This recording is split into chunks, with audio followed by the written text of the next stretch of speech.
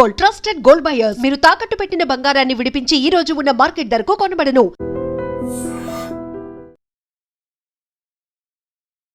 మీరు అన్నట్టుగా ఓట్ చోరీ మాత్రం జరగలేదు, సీట్ చోరీ కూడా జరిగింది. దాదాపుగా 100 సీట్లను మీరు కొట్టేశారు, కొల్లగొట్టారు. ఇప్పటికీ నేను రాజీనామా చెయ్యను అనే మాట మమతా బెనర్జీ చెప్తున్నారు. భారత రాజ్యాంగం మీద విశ్వాసం లేని వాళ్ళు, అంబేద్కర్ గారిని గౌరవించిన వాళ్ళు, ప్రజలని గౌరవించిన వాళ్ళు ఏదైనా మాట్లాడతారు. భారత రాజ్యాంగము, సంస్థలు, చట్టాలు ఇవన్నీ చూస్తూ ఊరుకోలేవు కదా కవిత గారు. ఎవరి పని వాళ్ళు చేస్తూనే ఉంటారు. అయితే తన పోటీ అనేది బీజేపీతో కాదు, ఎలక్షన్ కమిషన్ తోనే అనేటువంటి మాట ముందు నుంచి చెప్పిండ్రు, ఇప్పుడు కూడా అదే చెప్తున్నారు. ఎలక్షన్ కమిషన్ ఆడలేక మధ్యలో ఓడింది అన్నట్టు మీకు చేతగాక. ఒక ఆడబిడ్డను రేపు చేసి చంపితే ఎఫ్ఐఆర్ చేసి దోషులను అరెస్ట్ చేయడం చేతగా నువ్వు ఇయ్యాలు వచ్చి డెమోక్రసీ గురించి, ఎలక్షన్ కమిషన్ గురించి మాట్లాడితే ఎట్లుంటుంది? దయ్యాలు వేదాలు వాళ్ళు ఇచ్చినట్టు. తుమ్మల నాగేశ్వరరావు ఇదే మాట అన్నాడు. గతంలో ఫర్టిలైజర్స్ ఇవ్వలేదు, కేంద్రం వివక్ష చూపించింది. ఇప్పుడు కూడా పంట కొనుగోలుకి సంబంధించి కేంద్రం అస్సలు సహకరించట్లేదు, కుట్రపూరితంగా ఉంది, మేం కొంటున్నాం. ఎప్పుడు వస్తారో చర్చకు అడుగు. గణాంకాలు తీసుకొని ఎప్పుడు చర్చకు వస్తారో చెప్తాను. వాళ్ళ చేతిలో అధికారం ఉంది, వాళ్ళు బాగా డబ్బులు ఫీడింగ్ ఇస్తున్నారు కాబట్టి మీడియా వాళ్ళు చెప్పిందే రాస్తే చూపెడుతుంది. ఏ లెక్కలు తీసుకొని వస్తాడో రమ్మని అంటున్నారు.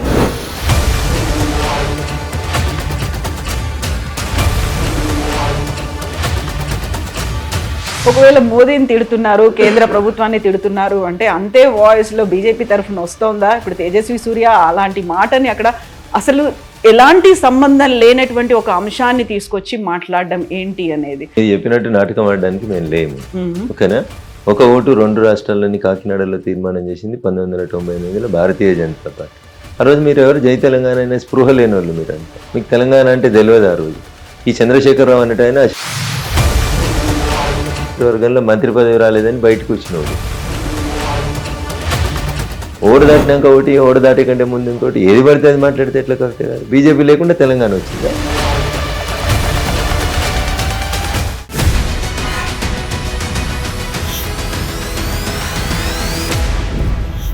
నమస్తే, welcome to I dream inside politics with Kavitha. ఏళ్ల తరబడి ఒక స్ట్రాటజీతో వెస్ట్ బెంగాల్లో కమలం పార్టీ ఇప్పుడు పీఠాన్ని అధిష్ఠించబోతోంది. బట్ అదే స్ట్రాటజీ తమిళనాడులో ఎందుకు మిస్ అయిపోయింది? నెక్స్ట్ తెలంగాణ మీదే ఫోకస్ పెట్టబోతున్నాము అంటూ బీజేపీ తెలంగాణ పార్టీ అయితే అనౌన్స్ చేసింది. ఇక్కడ స్ట్రాటజీ ఎలా ఉంటుంది? మనతో పాటుగా ఉన్నారు ఎంపీ రఘునందన్ రావు గారు. హలో అండి, నమస్తే. Good morning. ఎలా ఉన్నారు మీరు? So more happy, more rejuvenate గా ఉన్నారా? ఎట్లా ఉన్నారు? ఏమనిపిస్తుంది మీకు? న్యాచురల్ గా దశాబ్దాల నుంచి ఎదురు చూసిన ఒక కళ నెరవేరినప్పుడు ఖచ్చితంగా పార్టీ కార్యకర్తగా సంతోషంగానే ఉంటుంది. సో మొత్తం ఈ ఫలితాలన్నీ చూసిన తర్వాత 4 రాష్ట్రాలు, ఒక కేంద్ర పాలిత ప్రాంతం, ఇవన్నీ చూసిన తర్వాత ఏది మోర్ హ్యాపీ అనిపించింది మీకు? వెస్ట్ బెంగాల్ గెలవడం అనేది మా అందరి ముందు ఉన్నటువంటి ప్రథమ కర్తవ్యం. ఎందుకంటే శ్యామా ప్రసాద్ ముఖర్జీ గారి దగ్గర నుంచి మొదలుకుంటే అనేక మంది అక్కడ నుంచి భారతీయ సంస్కృతి కోసం కొట్లాడినటువంటి అనేక మంది పెద్దల కళ వెస్ట్ బెంగాల్ని కాపాడడం. వెస్ట్ బెంగాల్ భారతదేశంలో ఒక భాగంగా ఉండాలని. కానీ మారుతున్న కాల పరిమితులన్నీ ఎలా వచ్చినాయి, డెమోగ్రఫీ మార్చేందుకు వేరే వాళ్ళు ఎట్లా ప్రయత్నం చేసినారు మీరంతా చూసినారు. సో కాబట్టి వెస్ట్ బెంగాల్ అనేది ఒక ప్రత్యేకమైనటువంటి పరిస్థితిగా తీసుకొని గెలవాలనేటువంటి ఒక తపనతో పనిచేసింది. 100% విజయం సాధించింది. దాని వెనకాల అనేక మంది అమరులైనరు, కార్యకర్తలు అమరులైనరు. మామూలు గృహిణి, నిండు గర్భిణైన గృహిణి బీజేపీకి మద్దతు ఇస్తే మర్డర్ చేసిన సంఘటనలు చూసినాం. ఇట్లా అనేక హృదయ విదారకమైనటువంటి సంఘటనలు చూసినాం. ఒక మెడికల్ స్టూడెంట్ని కూడా రేప్ చేసి చంపేస్తే కూడా కనీసం ఎఫ్ఐఆర్ చేయడానికి ఇష్టపడిన ప్రభుత్వం దీది ప్రభుత్వం. సో ఇట్లాంటి గూండారాజుకి, ఇట్లాంటి అవినీతి, కుటుంబ పాలనకి ఒక చరమగీతం ఆడాలని చాలా స్పష్టంగా కాడర్ అనుకుంది కాబట్టి అక్కడ సక్సెస్ సాధించారు. అంత సక్సెస్, అలాంటి స్ట్రాటజీ చూసిన తర్వాత తమిళనాడులో డిసప్పాయింట్మెంట్ ఏమైనా అనిపించిందా మీకు? మా లక్ష్యం 1, 2, 3 అని పెట్టుకున్నప్పుడు ముందు ప్రథమ కర్తవ్యం ఏది, ద్వితీయ కర్తవ్యం ఏదని చూస్తాం. ఈరోజు మా ముందు ఉన్న ప్రథమ కర్తవ్యం వెస్ట్ బెంగాల్ గెలవడం. వెస్ట్ బెంగాల్ గెలవడంతో ఒక మెసేజ్ పంపాలనేటువంటి ఉద్దేశంతో పనిచేసాం. మాకు ప్రతి ఎన్నిక, పంచాయతీ ఎన్నిక దగ్గర నుంచి మొదలుకుంటే పార్లమెంట్ ఎన్నిక దాకా ప్రతి ఎన్నిక అంతే క్రూసియల్, అంతే ఇంపార్టెంట్గా తీసుకుంటాం.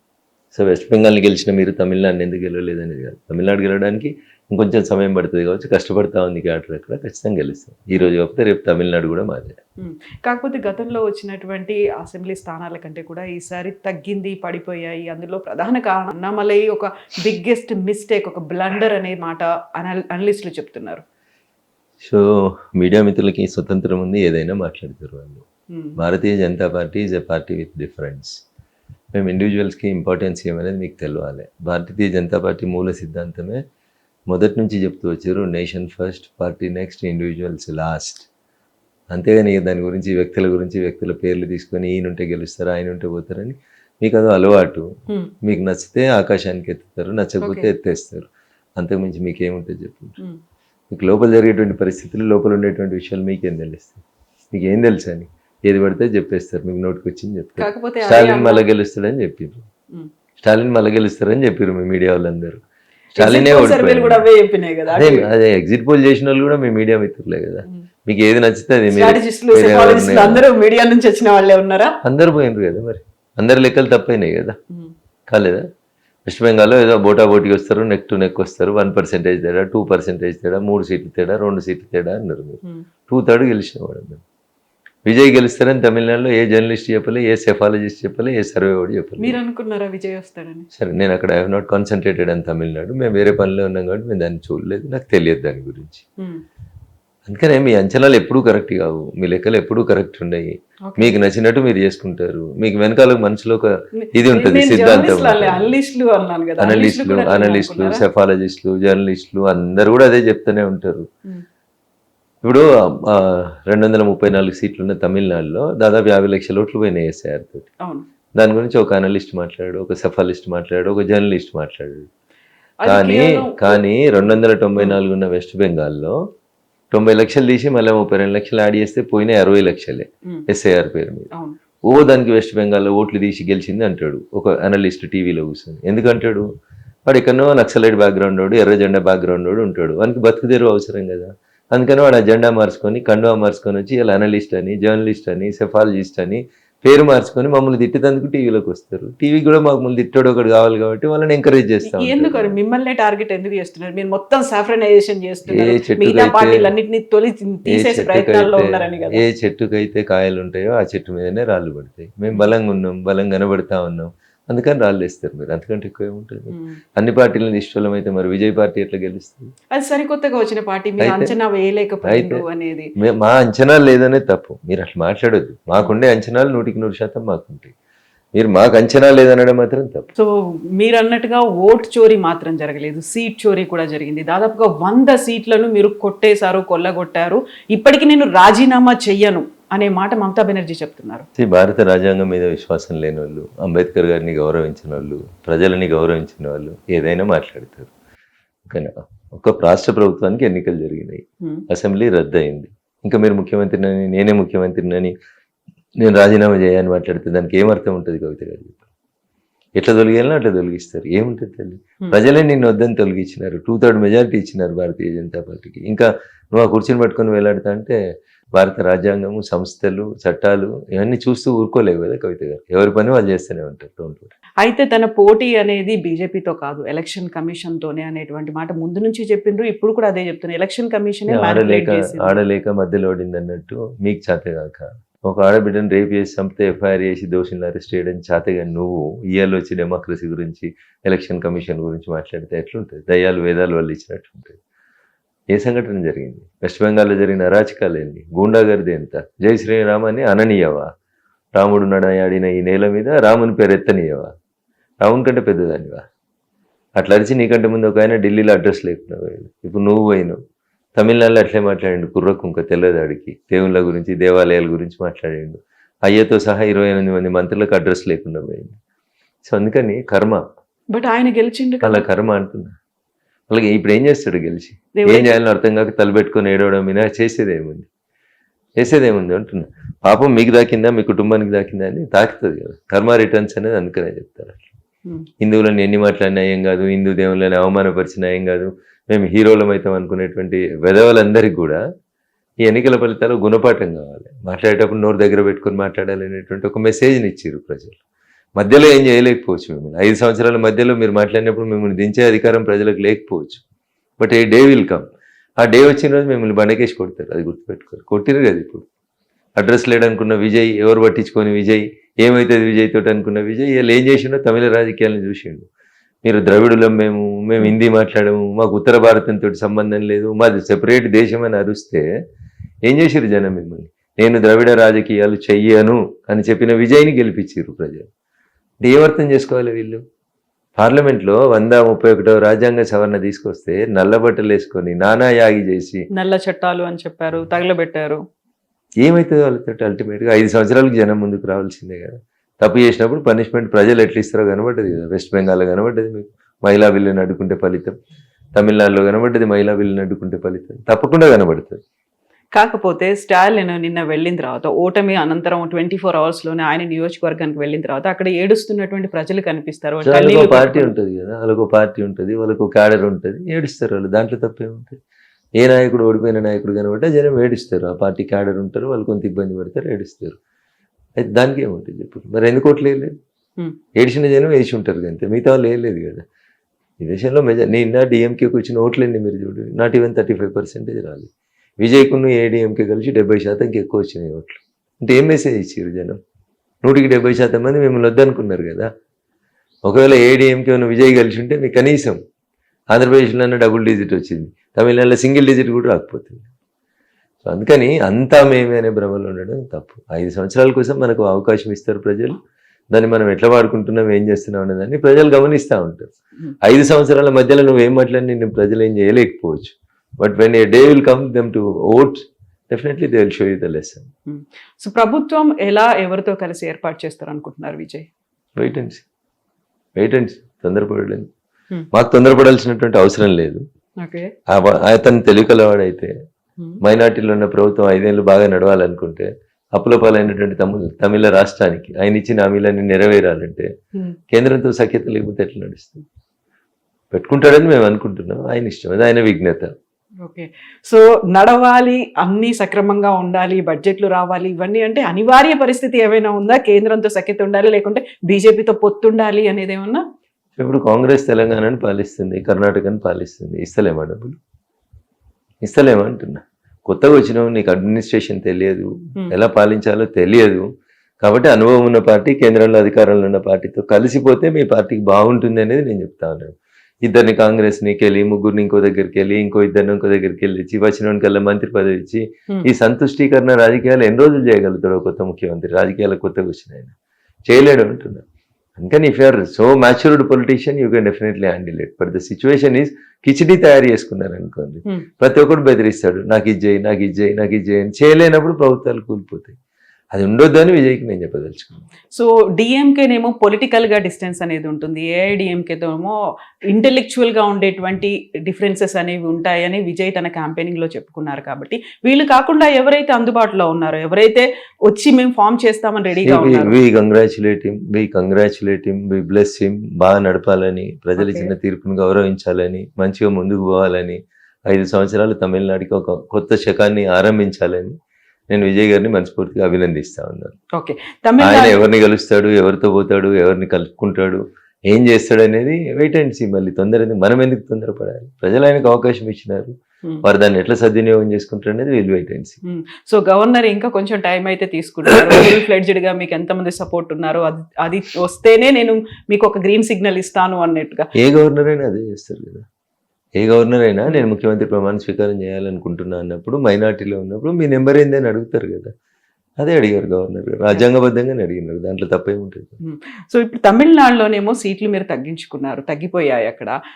కేరళ చూస్తేనేమో నెంబర్ వెరీ ఫస్ట్ టైం కనిపిస్తోంది, అక్కడ 3 ఎమ్మెల్యేలు గెలిచారు. ఏళ్ల తరబడి పోరాటం అనేది అక్కడ కూడా జరిగింది. గతంలో ఎలాగైతే వెస్ట్ బెంగాల్లో జరిగిందో అంత ఫోకస్ ఆర్ఎస్ఎస్ కూడా కేరళ మీద పెట్టింది. సో 3తో స్టార్ట్ అయింది అంటే ఎంత టైం పడుతుంది అనుకుంటున్నారు మీరు అక్కడ కూడా కాషాయ జెండా రావడానికి? 2011లో వెస్ట్ బెంగాల్లో మాకు వచ్చిన ఎమ్మెల్యే సీట్లు 3. అవును. 2016కి వచ్చేసరికి 76కి వచ్చినాం. 2026కి వచ్చేసరికి 2/3 మెజార్టీ గెలిచినాం. సో ఇంకో 15 ఏళ్ళ వెస్ట్ బెంగాల్కి ఇంత టైం పట్టింది because it is a very big state. 294 MLA సీట్లు. ఈడున్నాయి ఎన్ని కేరళలో?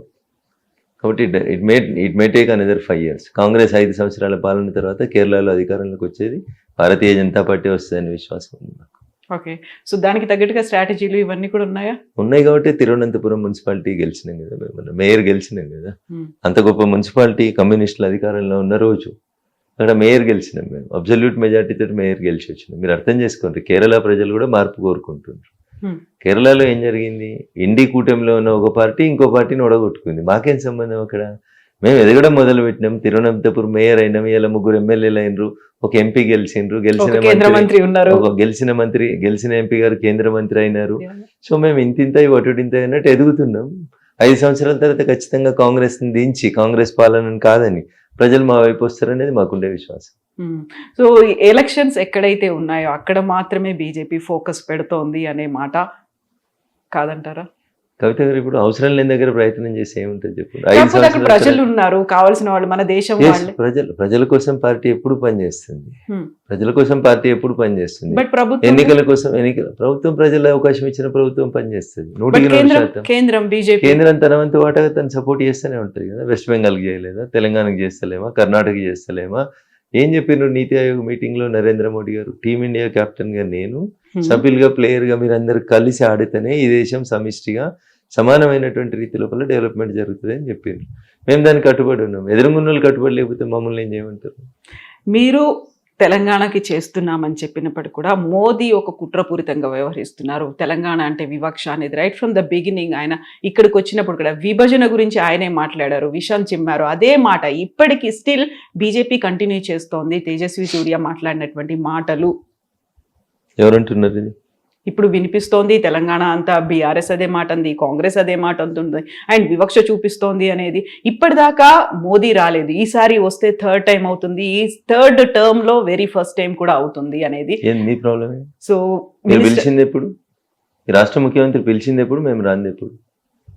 ఎందుకు అట్లా మాట్లాడతారు? తుమ్మల నాగేశ్వరరావు ఇదే మాట అన్నాడు. గతంలో ఫర్టిలైజర్స్ ఇవ్వలేదు, కేంద్రం వివక్ష చూపించింది. ఇప్పుడు కూడా పంట కొనుగోలుకి సంబంధించి కేంద్రం అస్సలు సహకరించట్లేదు, కుట్రపూరితంగా ఉంది, మేం కొంటున్నాం. ఎప్పుడు వస్తారో చర్చకు అడుగుంది.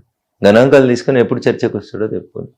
వాళ్ళ చేతిలో అధికారం ఉంది, వాళ్ళు బాగా డబ్బులు ఫీడింగ్ ఇస్తున్నారు కాబట్టి మీడియా వాళ్ళు చెప్పిందే రాస్తే చూపెడుతుంది. ఏ లెక్కలు తీసుకొని వస్తాడో రమ్మని అంటున్నారు. కాంగ్రెస్ అధికారంలో ఉన్నప్పుడు కొన్న వడ్లేని, కాంగ్రెస్ అధికారంలో ఉన్నప్పుడు ఇచ్చిన యూరియా ఎంత, ఇలా మేమిస్తున్న యూరియా ఎంత, ఒకసారి నేను వస్తా లెక్కలోకి. ఏడికి వస్తారో అడుగును. ఆయన ఏ సంవత్సరం లెక్కలు తీసుకొని వస్తారో రమ్మనుండ్రి. అన్ని బట్టగాల్చి మీ దేశే బట్టేబాజీ మాటలు తప్ప ఒక్కటి కూడా వాస్తవాలు లేవు. మేము కొనకపోతే వడ్లు ఎవరు కొన్నారు? మీరు కొన్నారా? ఎవరు కొంటారు? సంచి మాది, సుతిలు మాది, దబ్బనం మాది, ఐకేపీ సెంటర్లు ఇచ్చే కమిషన్ మాది. ఏమిస్తారు మీరు? ఏం కొన్నారు మీరు? 1,00,000 మెట్రిక్ టన్నుల వడ్లు కొన్నాం మేము. ఏం మాట్లాడతారు మీరు? ఇప్పుడు మక్కలు, జొన్నలు ఇవన్నీ కూడా బర్డెన్ అవుతుంది. మరి మీరెందుకు కొంటున్నారు? రాష్ట్ర ప్రభుత్వం మీకు చేత కాకపోతే చెప్పురు, మేము ఏం చేస్తలేమని. అన్ని మేమే చేస్తాం. ఇప్పుడు మార్క్ఫెడ్ మేము ఇంత సేకరిస్తాం ఒక్కొక్క రాష్ట్రం నుంచి అని చెప్పింది. మార్క్ఫెడ్ సేకరించిన తర్వాత మిగిలింది ఎవరు కొనుక్కోవాలి? మరి రాష్ట్రం ఎందుకు కొంటున్నాం? అన్ని మేము వడ్లు మొత్తం మేమే కొనుక్కోపోయినాం. మీరెందుకు? ఇంకా రేషన్ బియ్యం కూడా మేమే పంపిస్తున్నాం వాడికి. మీరు ఎందుకు కొంటున్నా? మేము ఇచ్చిన కమిషన్ వాళ్ళకి ఇయ్యరు, ఐకేపీ సెంటర్లకి. మేము ఇచ్చిన కమిషన్ రైస్ మిల్లులకి ఇయ్యరు మీరు. మేము ఇచ్చిన సూది దబ్బనం పైసలు కూడా మీరు కనీసం గ్రౌండ్కి ఇయ్యరు, మార్కెట్ కమిటీలకి ఇయ్యరు. మీరు మా గురించి ఏం మాట్లాడతారు? మీరు ఏం కొన్నారు చెప్పుండ్రి. మీరు ఎన్ని క్వింటాలు కొన్నారు, మేము ఎన్ని క్వింటాలు కొన్నాం చెప్తాం. రాండి, లెక్క తీసుకొని రండి. ఇవన్నీ కేంద్ర ప్రభుత్వానికి రాష్ట్ర ప్రభుత్వానికి మధ్యలో ఉన్నటువంటి ఆ గ్యాప్ ని పెంచే ప్రయత్నాలే జరుగుతున్నాయి. లేకపోతే ఉన్నటువంటి లెక్కల్ని ఎందుకు బయటికి రావడం? ఎవరు చేస్తారు? చెప్పమనండి వాళ్ళని. లెక్క చెప్పాల్సింది ఎవరు? ఆరోపణ చేస్తున్నారు, లెక్క చెప్పాలి.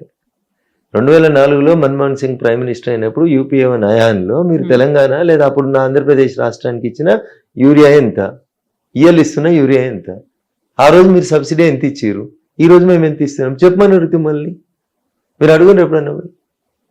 కదా అడగరు మీరు.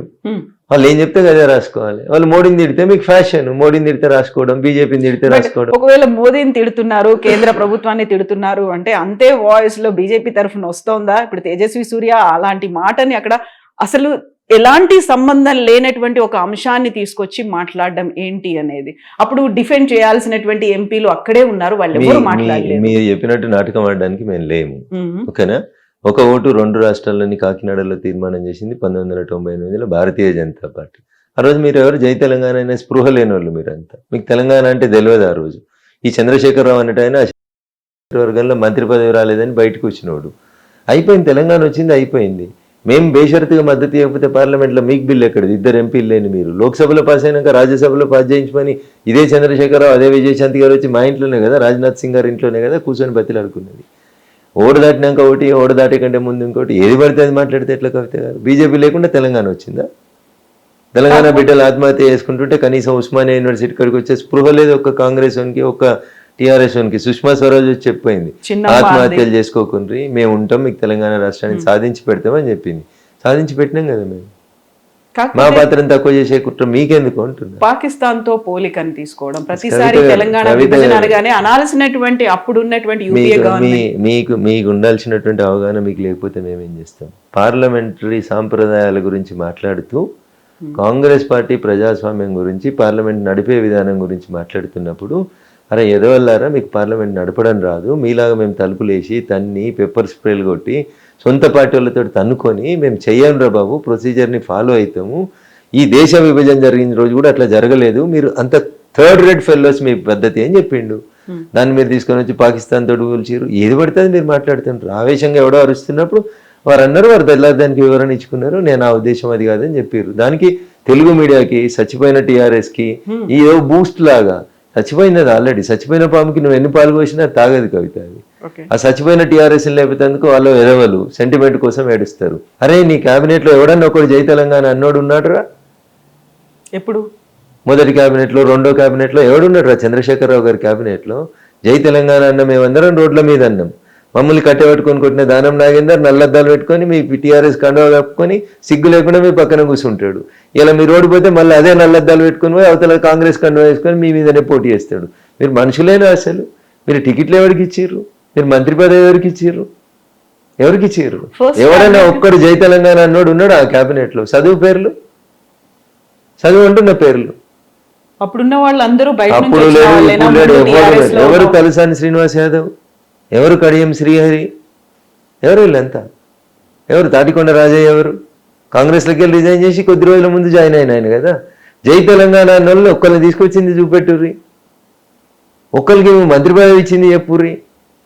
తలసాని శ్రీనివాస్ యాదవ్ జై తెలంగాణ అన్నాడు. అయినాడైనా తెలంగాణ ఉద్యమం నడుస్తుంటే తెలుగుదేశం కండువా వేసుకొని హైదరాబాద్లో తిరగనీయ నిన్ను తంత అని చెప్పిండు.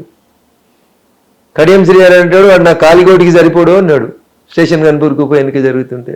ఎర్రబెల్లి దయాకర్రావు ఏమన్నాడు చంద్రశేఖరరావుని ఉద్దేశించి? మీకు సిగ్గు లేకపోతే తెలంగాణ సమాజాన్ని తీసుకొస్తే ఎట్లా?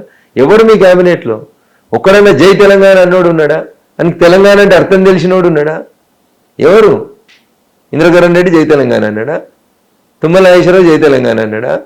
కడియం శ్రీహరి జై తెలంగాణ అన్నాడా? ఎవరన్నారు? తలసాని శ్రీనివాస్ యాదవ్ జై తెలంగాణ అన్నాడా? మంత్రి మల్లారెడ్డి జై తెలంగాణ అన్నాడా?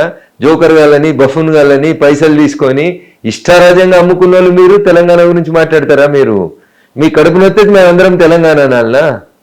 శ్రీకాంతాచారి తల్లికి ఎమ్మెల్సీ తెలియలేను నువ్వు మాట్లాడతావా జై తెలంగాణ గురించి? నీదో పార్టీ, నీదో సిద్ధాంతం, నువ్వు ఒక లెక్క మాట్లాడతావు. ఎన్ని రాజ్యసభలు అమ్ముకున్నావు? ఎవడు? జోగినిపల్లి సంతోష్ ఎందుకు ఇస్తావు రాజ్యసభ? ఎవడు? హెట్రోడ్రగ్స్ పార్థసారథి రెడ్డి. తెలంగాణకి ఆయనకి ఏం సంబంధం? ఎవరు అంటూ నీ దొంగలంతా? ఎవరు? కేశవరావు ఎవడు? సార్లు ఎట్లా రెన్యువల్ అవుతుంది టీఆర్ఎస్? ఎవరు అంటున్నారు వీళ్ళంతా? ఎవరికి ఇచ్చిన మేయరు? ఎవరు? విజయలక్ష్మి రెడ్డి జై తెలంగాణ అని తిరిగిందా? మీరేమో ఒక్క మా ఎంపీ గారు దానికి వివరణ ఇచ్చిన తర్వాత పాకిస్తాన్ తోటి పోల్చిరు.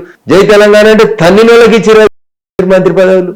ఆయన మాట్లాడుతున్నప్పుడు 8 మంది బీజేపీ ఎంపీలు ఉన్నారు, 2 కేంద్ర మంత్రులు ఉన్నారు, వాళ్ళెవరూ అడ్డు చెప్పలేదు. ఓన్లీ కాంగ్రెస్కి చెందినటువంటి ఒక 2 మాత్రమే అడ్డు చెప్పారు. ఆ పని కూడా చెయ్యలేదు అనే మాట కాంగ్రెస్ అంటోంది. బీఆర్ఎస్ మా వాళ్ళు ఉంటే మేము వాయిస్ వినిపించేవాళ్ళం, మా వాళ్ళు లేని లోటు తెలిసింది ఈ రోజు అనే మాట. రఘునందన్ రావు కంటే ఎక్కువ ఎవడరా జై తెలంగాణ అన్నది? ఎన్నడూ కేటీఆర్ నువ్వు తెలంగాణకి? మేము 2001లో జలదృశ్యానికి సున్నమేసిన వాళ్ళం. మీ అయ్యే పార్టీ పెడితే అది గెలవది సావదని చెప్పి అమెరికాలో ఉద్యోగం చేసుకున్నావు నువ్వు, నీ చెల్లె. తమాషా చేస్తారు. అయ్యే వారసత్వంకి వెళ్ళొచ్చి ఇలా తమాషాలు చేసుకుంటా నాలాంటి వాళ్ళని చంపి నువ్వు మా జై తెలంగాణ అన్నోని. ఎన్నడొచ్చినావు నువ్వు తెలంగాణకి? మేము కదా జలదృశ్యానికి సున్నమేసిన వాళ్ళు 2001లో ఉన్న వాళ్ళం. ఎవరిని 2001 నుంచి ఉన్న వాళ్ళని కాపాడింది? మీ వాళ్ళు ఉంటారు. ఎవరుంటారు మీ వాళ్ళు? ఎట్లా వస్తారో చూస్తాం మేము, ఏడికి వస్తారో కూడా చూస్తాం మేము. మీ వాళ్ళు ఏంది? మీ వాళ్ళు మీరంతా పైసలు, పెట్టుబడిదారులు, వ్యాపారస్తులు. ఇంకా మీకు తెలంగాణ హక్కు, దాని గురించి తెలంగాణ మాది. ఆడబుట్టినావు నువ్వు, ఆడబెరిగినావు, ఎవరి గురించి మాట్లాడుతున్నావు? మేము కదా జై తెలంగాణ వాళ్ళం. చచ్చిపోయిన 1200 కుటుంబాలకు ఏం చేసింది నీ కుటుంబం? నీ ప్రభుత్వం ఏం చేసింది 10 ఏళ్ళల్లో? వీళ్ళంటే జై తెలంగాణ అనట. ఏం జై తెలంగాణ? ఏమైనా వద్దన్నాడు కదా జై తెలంగాణ అనే పేరే తీసి పారేసి బీఆర్ఎస్ అనేటి దేశం అంతా తిరిగిరు కదా. నీ తలతిక మాటలు మాట్లాడి తలతిక దేశాలు వేసుకోవద్దు అట్లా. లిమిట్లో ఉంటే వాళ్ళ ఆరోగ్యానికి మంచిది. ఓకే, అడిగిన ఒక ప్రశ్నకు సమాధానం చెప్పమన్నారు. రమ్మన్నూరు ఎవడో మాట్లాడేటోడు ఏం చేసిరు వాళ్ళు తెలంగాణకి, నేను మాట్లాడతా. రమ్మన్నూరు అంటున్నా, ఒక్కరికన్నా జై తెలంగాణ అనొస్తుందా? తెలంగాణలో ఉన్న జిల్లాలేందో చెప్పొస్తుందా వాళ్ళకి? ఏం చెప్పొస్తుంది వాళ్ళకి? ఏం అవగాహన ఉంది వాళ్ళకి తెలంగాణ మీద? 100 కోట్లు ఇచ్చుకుంటే మంత్రి పదవులు కొనుక్కున్న, దొంగలకు సద్దులు కట్టి దొంగలకు రాజ్యసభలు అమ్ముకున్న టీఆర్ఎస్ పార్టీ 10 ఏళ్లలో ఒక్కరోజు తెలంగాణ కోసం పనిచేయని టీఆర్ఎస్ నాయకులు వీళ్ళు వచ్చి మాకు చెప్తారా ఈ రోజు? ఏడుంది మీ దగ్గర నీతి? ఏడుంది మీ దగ్గర సిద్ధాంతం? రండి నేను అడుగుతా, మీ ఎమ్మెల్యేలు ఎవరు? మీ ఎమ్మెల్సీలు ఎవరు? మీ రాజ్యసభ సభ్యులు ఎవరు? ఎవరికి ఎంత అమ్మీరు? ఎన్ని మీ ఆస్తులు ఎన్ని? ఇవి మాట్లాడితే కడుపు నొస్తుంది, మీకు నొస్తుంది, వాళ్ళకి నొస్తుంది. ఏం చేయమంటారు? ఇదే మాటలు కవిత కూడా ఉంటుంది. అందుకే తెలంగాణ రక్షణ సేన అనే మాట టీఆర్ఎస్ నాకే రాసి పెట్టుంది అని ఉంది. కొత్త పార్టీ, పాత పేరు. ఆమె గురించి ఎంత తక్కువ మాట్లాడుకుంటే అంత మంచిది. ఎందుకట్లా? అది వాళ్ళు చూసుకుంటారు. ఆస్తి పంపకం, అది అన్న చెల్లెళ్ళ పంపకం, రాజకీయ వారసత్వం పంపకం.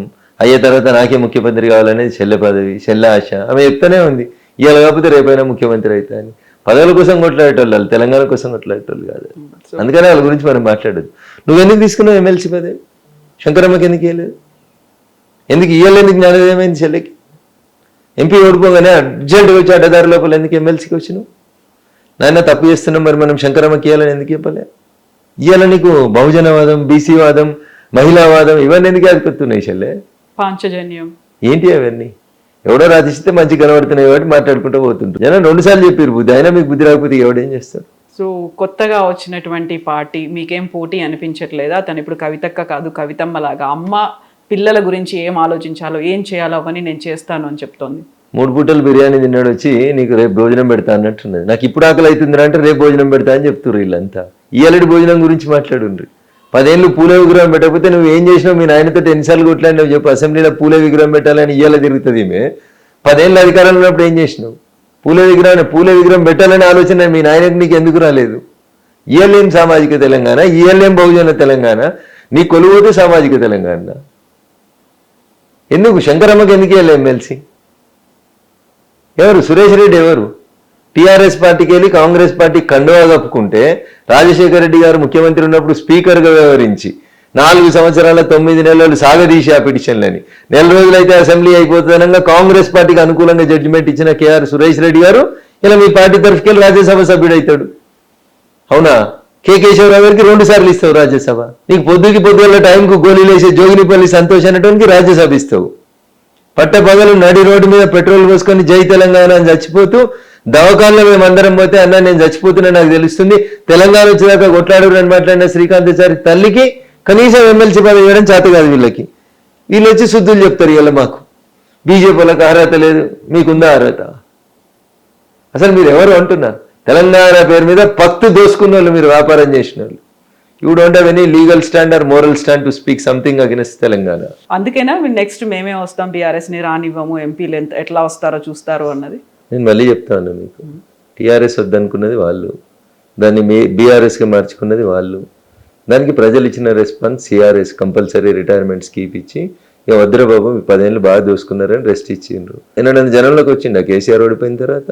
జగిత్యాల్లో ఉన్న మాట ఎప్పుడన్నా జనాన్ని కలిసిరా? జమ చేసుకున్న జనానికి వచ్చి మైక్ నాది నేను చెప్పిన మీడియాకి అడ్వర్టైజ్మెంట్ ఇచ్చిన కాబట్టి అన్నిట్లో లైవ్ అవుతుంది కాబట్టి మాట్లాడిపోయినాక అంతే. ఏముంది అందులో అంటున్నా? నువ్వు ఎన్నో జనాన్ని కలిసినావు అంటున్నావు ఓడిపోయినాక. నీకు వచ్చి చెప్పిన జనమే వాడు. నీ ఫామ్ హౌస్ గేట్లు ఎవరికి తెరుచుకుంటున్నాయి? ఏ జనానికి తెరుచుకుంటున్నాయి చెప్పు? నువ్వు ఏ జనంతో మాట్లాడినావు? నీకు భజన వేసేటోళ్ళతోటే కదా. కనీసం ఫామ్ హౌస్లో పనిచేసేటోళ్ళని అడిగినా చెప్తారు. నువ్వు 10 ఏళ్ళు ఏం తప్పులు చేసినావు వాళ్ళు చెప్తారు కదా పొలంలో పనిచేసేటోళ్ళు. ఏ జనం మాట్లాడిరు కేసీఆర్ తోటి? మీరు మాట్లాడిరా? ఓడిపోయినాక మీకు కలిసిండా కేసీఆర్ అంటే? ఆయన 2.5 ఏళ్ళు అయింది. ఓడిపోయిన తర్వాత కేసీఆర్ అనేట ఆయన గజవేలు ఏదన్నా ఊరికి వచ్చిందా? ప్రజల్ని కలిసిండా? మామకు మంచిగా లేదు, 4-10 బస్సులు పెట్టి అందరిని నొలుకుపోయి వరుస కాలు మొక్కించి మీడియాని మేనేజ్ చేసి అవే ఈవెంట్ చూపించారు తప్ప ఓడిపోయినాక మీరు జనాన్ని వచ్చి కలిసిందే అన్నాడు అంటున్నా. ఎందుకు మళ్ళీ టీఆర్ఎస్కి అవకాశం ఎందుకు ఇస్తారు? ఏమున్నదని ఇస్తారు? మీ బిడ్డ అడిగిన ప్రశ్నలకు సమాధానం చెప్పుర్రి. కాళేశ్వరంలో అవినీతి చేసిరు అంటుంది, నీ పక్కన గుంట నక్కలు ఉన్నాయో అన్నారు, దానికి సమాధానం చెప్పుర్రి. కేటీఆర్ వాడేవానికి ఏం తెలియదు అని చెప్పి గంజిలీగం తీసినట్టు తీసి పారేసింది, దానికి సమాధానం చెప్పు. నన్నెందుకు అడుగుతారు? నన్నెందుకు నానోరు ఎందుకు ఖరాబ్ చేస్తారు మీరు? చెల్లె తిట్టిన తిట్లకు సమాధానం అన్నని చెప్పమనుండ్రి, అయ్యని చెప్పమనుండ్రి. అసలు నువ్వు మనిషివే కాదు మరో మనిషివే అని చెప్పింది. ఇక అంతకంటే దారుణంగా ఇంకేం పాడైతుంది? అది తండ్రి నన్నలేదు, ఒక పార్టీ అధ్యక్షుడిని అన్నాను అనే మాట కూడా తనే ఈ సమర్థించుకోవడానికి 100 మంది, నేను కూడా సమర్థించుకుంటాను. రేపు మళ్ళీ మీరు వచ్చి అడిగితే నేను కూడా బాగా సమర్థించుకోగలుగుతాను. సమర్థించుకోవడం వేరు, వాస్తవాలు వేరు. మెకానికల్ లైఫ్ కాకపోతే కేసీఆర్ గారు లైఫ్ ఏంది? నేను అదే అడుగుతున్నా. జనాన్ని ఎప్పుడు కలుస్తారు కేసీఆర్ గారు అంటున్నా. జనాన్ని విడిచిపెట్టరు, ఎమ్మెల్యేలు ఎప్పుడు కలుస్తారు చెప్పురు, అసెంబ్లీకి ఎప్పుడు వస్తారు? 6 నెలలకు ఒకసారి సంతకం పట్టకపోతే సభ్యత్వం పోతుంది కాబట్టి, గవర్నర్ ప్రసంగం తర్వాత సభ వాయిదా పడుతుంది కాబట్టి వచ్చి సంతకం పెట్టి సపరేట్కి వెళ్ళిపోతున్నారు. సభ నడిచినప్పుడు వచ్చింది ఎప్పుడు? ప్రతిపక్ష నాయకునిగా సమస్యల గురించి మాట్లాడింది ఎప్పుడు? బావ బొమ్మ వచ్చిందని బామ్మర్ది పోతాడు, పోతే బామ్మర్ది బొమ్మ వచ్చిందని బావ పోతారు. ఇద్దరి దగ్గర సంపాదించుకున్న పైసలు ఉన్నాయి కాబట్టి ఇంత మీడియాతో పెట్టి రాయించుకుంటుంటారు అంతే. అంతకుమించి వాళ్ళు చేసిన పోరాటాలు ఏంది, వాళ్ళు చేసిన ఉద్యమాలు ఏంది? ఇప్పుడు ప్రజలు ఫీల్ అవుతున్నారు, బాధపడుతున్నారు. 2.5 ఏళ్ళైంది, ఎందుకు ఓడించాము ఈ ప్రభుత్వం? మీకు చెప్పింది ఎవరన్నా ఉన్నారా కవిత గారు? కేసీఆర్ జగిత్యాల్లో అన్నారు. కేసీఆర్ గారు అవసరం కోసం 100 అబద్ధాలు ఆడతాడు. అధికారంలోకి రావడం కోసం దళితుని ముఖ్యమంత్రి చేస్తా అన్నాడు. చేసిండా? 10 ఏళ్ళలో చేసిండా అంటున్నా. 10 మంది దళితుల్ని మంత్రుల్ని చేసిండా? రాజాయని మంత్రి చేస్తే రాత్రి వీకేసిండు. ఏం చేసిండు సార్ దళితులకి? ఆయన అబద్ధాలు ఎవడన్నా ఆడతాడా? సచార కమిటీ నివేదికను అమలు చేస్తాం, చేసినవా? జనాభాలో సగం ఉన్నారు మహిళలు, ఒక్క మంత్రి పదవి ఇచ్చినావా నీ క్యాబినెట్లో? 2 క్యాబినెట్లు ఇచ్చినావు, ఎవరికి ఇచ్చినావు? పక్కపాటికి వెళ్ళి తెచ్చుకున్న వాళ్ళకి ఇచ్చినావు తప్ప నీతో జై తెలంగాణ అన్న వాళ్ళకి ఎవరికి ఇవ్వలే కదా నువ్వు. ఎవరు నీ మంత్రులు? ఒకసారి గుండె మీద చేసుకొని ఆలోచించుకోరు. మా మీడియా మిత్రులు కూడా, వాళ్ళు కూడా ఆలోచించుకోవాలి. జై తెలంగాణతో పాటుగా జై శ్రీరామ్ అనే నినాదాలు. జై శ్రీరామ్ అంటే డబ్బులు ఏమన్నా పైనుంచి ఊడిపడతాయా అనే మాట మంత్రి కొండా సురేఖ. జై తెలంగాణ అంటే ఊడిపడతాయా? జై సోనియా అంటే ఊడిపడతాయా? మాట్లాడేటప్పుడు ఏం మాట్లాడుతున్నావు, ఎట్లా మాట్లాడుతున్నావు అనేది ఆలోచించుకొని మాట్లాడుకోవాలి. అధికారంలో ఉన్నాం కదా ఏది పడితే అది మాట్లాడితే, నేను జై శ్రీరామ్ అననీయా అన్నది ఎవరు? దీది.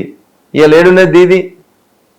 ఇంకో 2 రోజుల తర్వాత ఏడుంటో చూడు అంటున్నా. ఏం చేస్తారు? ఏమవుతుంది? ఏమైతే చేస్తారు, మాజీ సీఎం అవుతుంది. మేము బర్తరఫ్ చేసేది ఏంది? గవర్నర్ బర్తరఫ్ చేస్తారు, ఆ తర్వాత దాన్ని మాజీ సీఎం చేయాల్సిన అవసరమే లేదు. కొత్త ప్రభుత్వం, కొత్త ముఖ్యమంత్రి ప్రమాణ స్వీకారం చేస్తారు, కొత్త అసెంబ్లీ నడుస్తూనే ఉంటుంది. అసెంబ్లీ డిజాల్వ్ అయినాక ముఖ్యమంత్రి ఎక్కడ ఉంటాడు? ఇంకా ఆమె గురించి చేసేది నేను కాదు చేయాల్సింది, నేను కాదు మాట్లాడాల్సింది. అంటే చెప్పాలి సమాధానం. ఇప్పుడు అడుగుతారు, ఏ డాక్టర్ మీదనైతే అత్యాచారం చేస్తే నువ్వు కనీసం ఎఫ్ఐఆర్ చేయలేదో ఆ తల్లి చెప్పింది, రేపు భవిష్యత్తులో మీరు నాకు అధికారం ఇస్తే జుట్టు బట్టి ఈడ్చుకొచ్చి కొడతా అసెంబ్లీలోంచి అని చెప్పింది. రేపు ఆమెకు సమాధానం చెప్పు అసెంబ్లీలో. బహుశా అందుకనే అనుకుంటా ప్రజలు అసెంబ్లీకి పోతే అట్లా కొడతారన్న ఉద్దేశం పోతే అది కూడా ఇవ్వలేదు ఆమెకు అవకాశం. పాపం ఏం చెప్పాల్సిన అవసరం లేదు, మేము బీజేపీలో మాట్లాడాల్సిన అవసరం లేదు. అక్కడ జనం ఓట్లేస్తే గెలిచిన వాళ్ళే మాట్లాడతారు. రేపు సమాధానం చెప్పు ఒక్కొక్క ప్రశ్నకి. జై శ్రీరామ్ అననీయవా? ఇప్పుడు ఏమంటావు? ఇప్పుడు జై శ్రీరామ్ ఇంటి ముందుకు వచ్చి గంట కొట్టి మరీ చెప్తాం. ఏం చేస్తాం? జై శ్రీరామ్ అంటే బీజేపీ ఆదుకుంటుందా లేకపోతే కేంద్రం ఆదుకుంటుందా ఏంటి అసలు? ఏంది? కొండా సురేఖకి ఏం కావాలి అంటున్నా.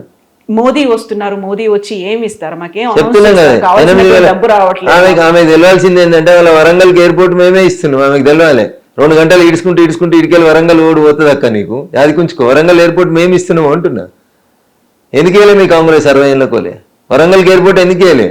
మేము ఇస్తున్నాం ఇలా వరంగల్కి ఎయిర్పోర్టు. చాలాదా నీకు? వరంగల్కి టెక్స్టైల్ పార్క్ ఇస్తున్నాం 900 పైచీలు కోట్లు పెట్టి. ఇందిరమ్మ పేరు పెట్టుకుంటలే మేము ఆడ, ప్రధానమంత్రి టెక్స్టైల్ పార్క్ అని పెట్టుకుంటున్నాం ఆడ.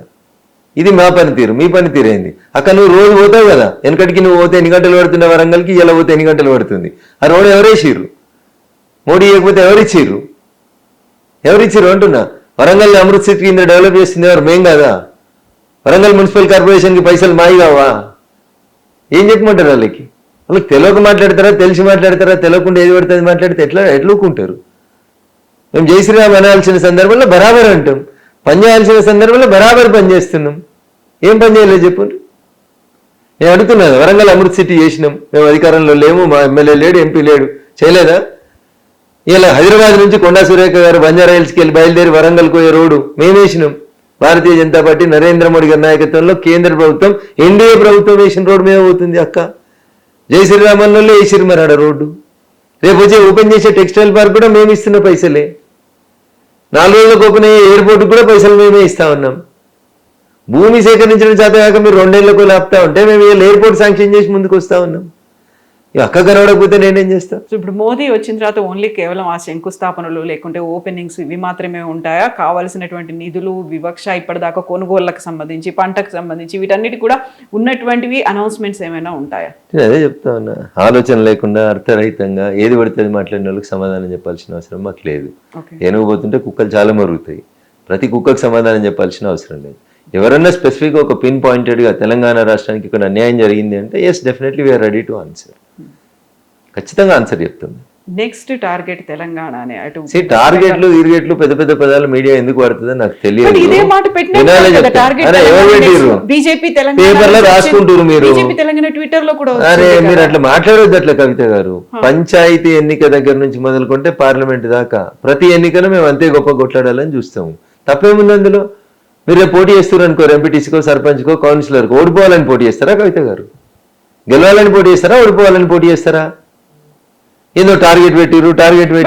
ఇదే మాట తెలంగాణ బీజేపీ ట్విట్టర్ లో ట్వీట్ చేసి నేను మళ్ళీ చెప్తా ఉన్నా, నేను మీకు మళ్ళీ చెప్తా ఉన్నా, టార్గెట్ ప్రతి ఎన్నికలలో పోటీ చేసే వాళ్ళు గెలవాలని పోటీ చేస్తారు, దాన్ని టార్గెట్ ఏంది? ఓడిపోవాలని పోటీ చేస్తారా మీరు? సో ఇప్పుడు వరాలు అనేవి ఎక్కువ ఉంటాయి అనే మాట టార్గెట్ ఎలక్షన్లు ఉన్నాయా?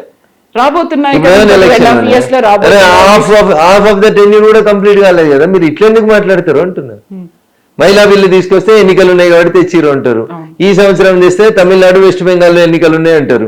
నెక్స్ట్ ఇయర్ తెచ్చినాం అనుకోరు, ఉత్తరప్రదేశ్ లో ఎన్నికలు ఉన్నాయి కాబట్టి తెచ్చినామని చెప్తారు. ఒక మాట అడిగితే మా జర్నలిస్ట్ మిత్రులకు అవగాహన పరీక్ష కోసం 2004 నుంచి 14 దాకా లేదా 2014 నుంచి 24 దాకా ఏ సంవత్సరం ఉన్నా ఒక్క సంవత్సరం ఈ దేశంలో ఎన్నికలు జరగలే పలానా రాష్ట్రానికని ఒక్క సంవత్సరం చెప్పుంది. అలా ఎప్పుడు ఉండదు కదా. మరి ఉండనప్పుడు ప్రతి సంవత్సరం బిల్లు పెట్టినప్పుడు అలా ఎన్నికల కోసం పెట్టామని ఎట్లా మాట్లాడతారు? మరి మేము వచ్చిన తర్వాత 2014 నుంచి 2024 దాకా ఎన్నికలు జరిగిన సంవత్సరం చెప్పుంది. బిల్లు పెట్టగానే ఎన్నికలు ఉన్నాయని పెట్టారు అంటారు, అందుకనే జమిలీ బిల్లు పెడతాం జరాగురి. ఒకటేసారి ఎన్నికలు పెడతాం, అప్పుడు మీరు ఏం మాట్లాడతారో వింటాం మేము కూడా. 1957లో ఎలక్షన్స్ రెండోసారి జరిగినాయి ఈ దేశ పార్లమెంట్ కి. 1957లో కూడా పార్లమెంట్ కి అసెంబ్లీలో కలిసే జరిగినాయి. మూడోసారి ఈ దేశానికి సార్వత్రిక ఎన్నికలు 1962లో జరిగినాయి, అప్పుడు కూడా పార్లమెంట్ కి అసెంబ్లీలో కలిసే జరిగినాయి. 1967 నాలుగోసారి కూడా ఎన్నికలు పార్లమెంట్ కి అసెంబ్లీలో కలిసే జరిగినాయి. ఇదేదో మోడీ గారు కొత్తగా తెచ్చినట్టు దీనికి జమిలీ అని పేరు పెట్టి జమిలీ పెట్టి మొత్తం అన్ని పార్టీలు చంపేస్తారు, ఒక్క బీజేపీ ఉండాలనుకుంటుంది. మరి ఒక్క నిమిషం ఆగాలి. 1952లో అన్ని పార్టీలు చంపేందుకు ఒకటేసారి ఎలక్షన్లు పెట్టిరా? 57లో అన్ని పార్టీలు చంపేందుకు పెడతారా? కవిత గారు ఇలా దేశంలో లిటరసీ 80% వచ్చింది. ఎమ్మెల్యేకి ఎవరు కోటేయాలి, సర్పంచ్కి ఎవరు కోటేయాలి, ఎంపీటీసీకి ఎవరు కోటేయాలో ప్రజలకు తెలియదు అనుకుంటురా? మీకు తెలియకపోవచ్చు జర్నలిస్ట్ మిత్రులకు ఏసీలలో ఉంటే. ఊర్లలో ఉండే జనం 90 ఏళ్ళ ముసలేమ మంచం పట్టుకొని ఎత్తుకొస్తే 4 ఎత్తుకొస్తే వచ్చి ఎవరు కోటేయాలో ఓటేసిపోతుంది తప్పు లేకుండా.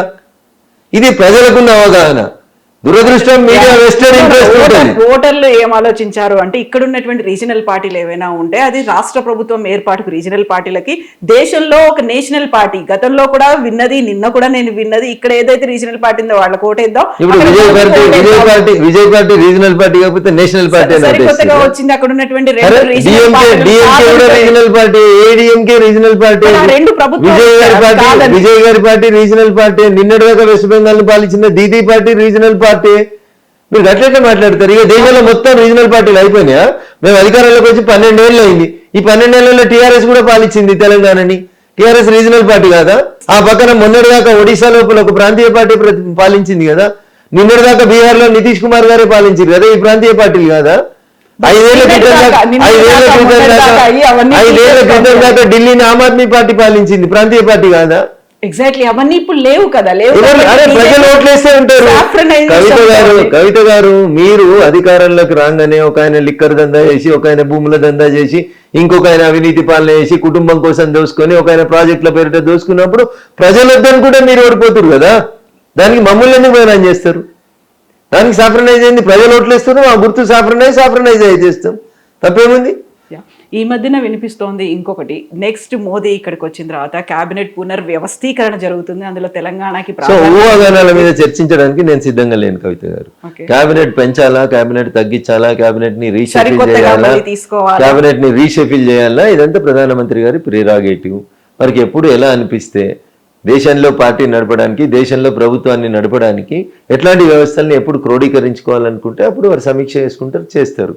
దానికి తెలంగాణకు ప్రాధాన్యం ఉంటుందా, తెలంగాణకి వెళ్ళి ఉంటాయా పోతాయా, ఇవన్నీ ఇప్పుడు ఎందుకు తల్లి? ఇచ్చేటప్పుడు ఇస్తారు మోడీ గారు, చేసేటప్పుడు చేస్తారు, దాని గురించి ఎందుకు టెన్షన్? ఎలాగో మోదీ వస్తున్నారు కాబట్టి ఫస్ట్ ఏం అనౌన్స్మెంట్ చేస్తారో చెప్పినాం తెలంగాణ కదా. వస్తాయి అనే కిషన్ రెడ్డి గారు దాంతో గౌరవ కేంద్ర మంత్రి ఫర్ మైన్స్ క్లియర్ గా మీటింగ్ పెట్టి వీటిని మా పూర్వ మెదక్ జిల్లాలో జైరాబాద్ లో నీమ్స్ ని ఓపెన్ చేస్తున్నారు, వరంగల్ జిల్లాలో టెక్స్టైల్ పార్క్ చేస్తున్నారు, పాలమూరు జిల్లాకి రైల్వే స్టేషన్ చేస్తున్నారు. ఇట్లా అన్ని జిల్లాలని సమిష్టిగా చూసుకుంటూ అన్ని చోట్ల మేము డెవలప్మెంట్ యాక్టివిటీస్ చేసుకుంటూ వస్తున్నాం. ఆ యాక్టివిటీస్ ఏంది, వాటి కాస్ట్ ఏంది అనేది కిషన్ రెడ్డి గారు క్రిస్టల్ క్లియర్ గా మీడియా ముందు చెప్పిండ్రు.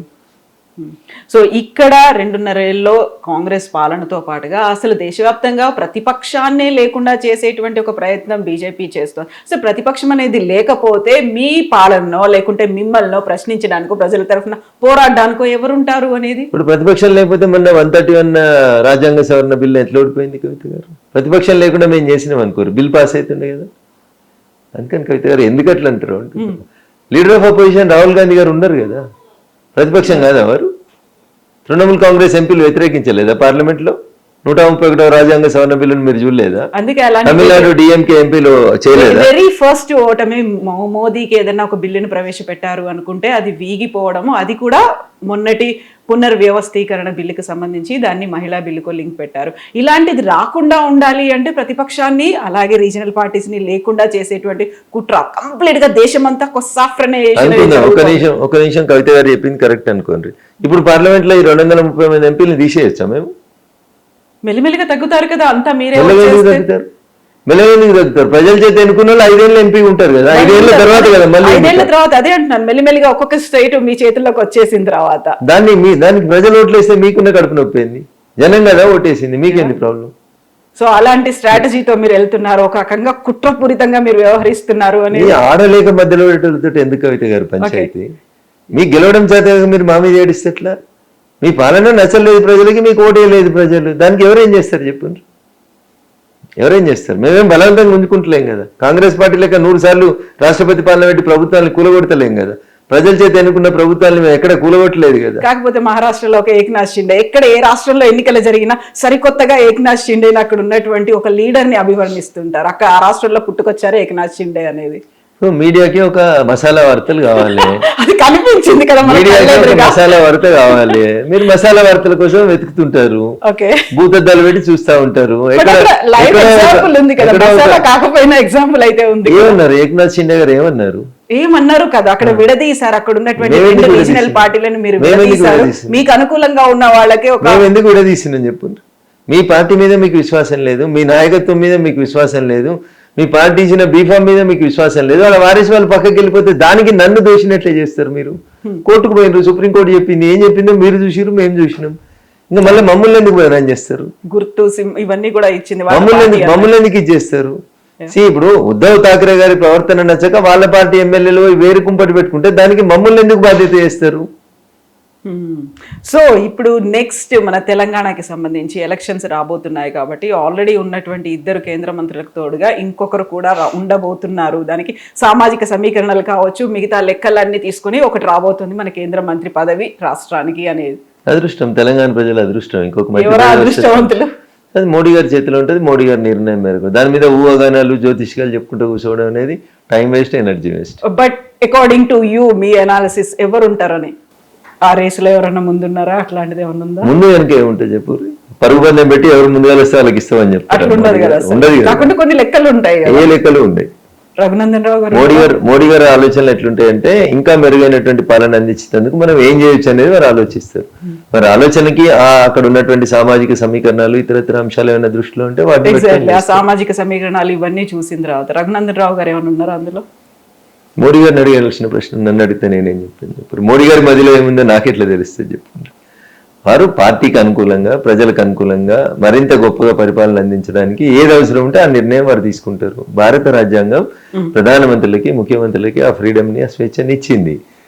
సో నరేంద్ర మోడీ గారు ప్రపంచం ఇచ్చిన నాయకుడు. వారి ఆలోచన కంటే భిన్నంగా మనం ఏం ఆలోచించగలుగుతాం? వారు చెప్పింది వినడం కాకుండా మీ సొంత నిర్ణయాలు ఏముంటాయి చెప్పండి? ఏముండేవి పార్టీలో? వారి నిర్ణయమే తుది నిర్ణయం. అందరూ దాన్ని శిరసా వహిస్తారు, మా పార్టీ నాయకులు కార్యకర్తలు అందరూ. దాంట్లో ఇది కావాలి అది కావాలి ఆప్షన్స్ అంటూ ఏముండవు. నెక్స్ట్ మున్సిపల్ ఎన్నికలు, ఆ తర్వాత అసెంబ్లీయా లేకుంటే జమిలీ అవుతుందా అనుకున్నప్పుడు ఒక స్ట్రాటజీ, ఒక నేను టార్గెట్ అంటే మీకు మళ్ళీ కోపం వస్తుంది కానీ ఒక వ్యూహంతో ముందుకు వెళ్తుంటారు కదా. సో ఆల్రెడీ అది స్టార్ట్ అయిపోయిందా? ప్రతి పొలిటికల్ పార్టీ ఎన్నికల కోసం పనిచేసుకుంటూనే పోతుంది కవిత గారు, ఎప్పుడు రెస్ట్ తీసుకోరు. ప్రతి రాజకీయ పార్టీ 24/7 రాజకీయమే చేస్తుంటది. చేయకపోతే ఎలిమినేట్ అయిపోతాం సమాజంలో నుంచి. సో అది ఖచ్చితంగా మేము 24 ఓడిపోయినప్పుడు 29 గెలవడం కోసం పనిచేయాల్సిందే. ఒకటే రోజున ఎన్నికలు మారాయి, ప్రజలు మారారు, ప్రజల ఆలోచన విధానం మారదు. సో కంటిన్యూస్ గా పని చేసుకుంటూ పోతూనే ఉండాలి, ఆ పని చేస్తూనే ఉన్నాం. ఖచ్చితంగా చేస్తాం. వచ్చే సంవత్సరం ఎన్నికలు వచ్చే పంజాబ్ ఉంది, ఉత్తరప్రదేశ్ ఉంది, గోవా ఉన్నట్టుంది, అట్లా ఒక 4-5 రాష్ట్రాలు ఉన్నట్టున్నాయి. ఆ రాష్ట్రాల ఎన్నికలకి మొదటి ప్రాధాన్యత ఉంటుంది, ఎందుకంటే నెక్స్ట్ ఇయర్ 27లోనే ఉన్నాయి కాబట్టి. ఆ తర్వాత తెలంగాణ వస్తుందా, జమిలీకి వస్తుందా, ఎట్లా వస్తుంది, డీలిమిటేషన్ ఏమవుతుంది, చాలా ఇష్యూస్ తో ముడిపడినటువంటి అంశం కదా కవిత గారు. అందుకని వెయిట్ అండ్ సీ. సో వీటితో పాటుగానే ఇప్పుడు గతంలో రేవంత్ రెడ్డి కూడా ఒక మాట అన్నారు. సో కేసీఆర్ 9.5 ఏళ్లే ఉన్నారు, ఒకవేళ జమిలీ ఉందనుకోండి ఇది కాస్త ఎక్స్టెన్షన్ ఉంటుంది కాబట్టి నేనే ఆ రికార్డ్ ని క్రియేట్ చేయబోతున్నాను, 10 ఏళ్లు దాటేటువంటి పాలన నాదే ఉంటుంది, మొట్టమొదటి సీఎం నేనే అవుతాను అలా అన్నమాట. సో జమిలీ ఎన్నికలు వస్తాయా, మహిళా రిజర్వేషన్ వస్తుందా, డీలిమిటేషన్ వస్తుందా, ఎన్నికలు ఎప్పుడు జరుగుతాయనే అంశాల గురించి క్లారిటీ రాకుండా తొందరపడి ఒక కోయిల ముందే కూస్తే దానికి ఎవరేం చేయలేరు.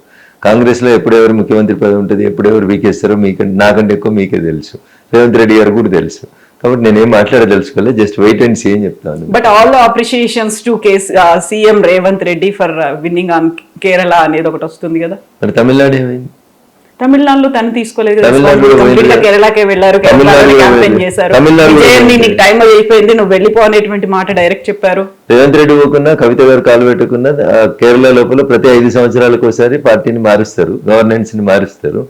ఆడికి పోయాడు మీరు అంతా మీరే చేసినట్టు మీరు మాట్లాడుకుంటే దానికి ప్రజలు నవ్వుతారు తప్ప ఇంకొకటి ఏం లేదు అక్కడ. కేరళ every 5 years గవర్నమెంట్ మారుతుంది. పోయినసారి మార్చుకోలేదు, ఈసారి మార్చుకోరు 10 years తర్వాత. దానికి నేనే మార్చిన, నా వల్లనే మార్పు జరిగిందని ఎవరైనా క్లెయిమ్ చేసుకుంటే ఆయన మాత్రం రాహుల్ గాంధీకి, సోనియా గాంధీకి కూడా క్రెడిట్ ఉంది, వాళ్ళ వల్లే ఇక్కడ కేరళ గెలుచుకున్నామనే మాట అయితే చెప్పారు ఆయన. అయితే వాళ్ళ పార్టీ అంతర్గత వారికి ఏం అవసరాలు ఉన్నాయో వాళ్ళ పార్టీ హైకమాండ్ తోటి వారు అట్లా మాట్లాడకపోతే ఎట్లా మాట్లాడతారు. So next target Telangana, maybe not now, ఒక 1 year తర్వాత అయినా. ఎప్పుడు ఎన్నికలు వచ్చినా ప్రతి బూత్ గెలవాలని కొట్లాడతాం. తెలంగాణ గెలవాలని కోరుకుంటారు కార్యకర్తలు అందరూ కూడా, మనస్ఫూర్తి కోరుకుంటున్నారు. 1980లో ఈ దేశంలో భారతీయ జనతా పార్టీ ఆవిర్భావం తర్వాత జరిగిన మొదటి ఎన్నికలలో గుజరాత్ లో ఒక ఎంపీ గెలిచినాం, తెలంగాణలో ఒక ఎంపీ గెలిచినాం, హన్మకొండలో జంగారెడ్డి గారు కీర్తిశేషులు. మరి ఇప్పుడు అట్లాంటప్పుడు గుజరాత్ లో ఇలా 7వసారి బీజేపీ ముఖ్యమంత్రి కంటిన్యూస్ గా వచ్చినాడు. రేపు వచ్చే సంవత్సరం ఎన్నికలు జరిగితే 8వసారి కూడా బీజేపీ ముఖ్యమంత్రి ఉంటాడు. తెలంగాణలో ఎందుకు వస్తలేమనే ఆత్మ పరిశీలన మా కార్యకర్తలలో మొదలైంది, నాయకులలో మొదలైంది.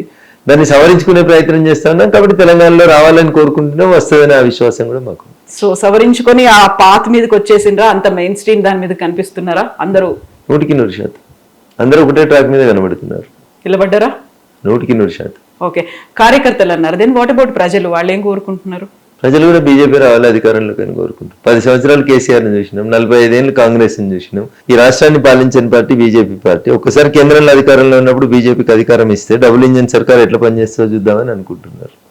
హైదరాబాద్ కూడా ఇటాచీలు రావాల్సిన అవసరం ఉందని ప్రజలైతే కోరుకుంటున్నారు. అట్లా అయితే ట్రిపుల్ ఇంజిన్ సర్కార్ కూడా అవుతుంది కదా, కావాలనే కోరుకుంటున్నారు. Thank you so much, best wishes to you అండి. Thank you.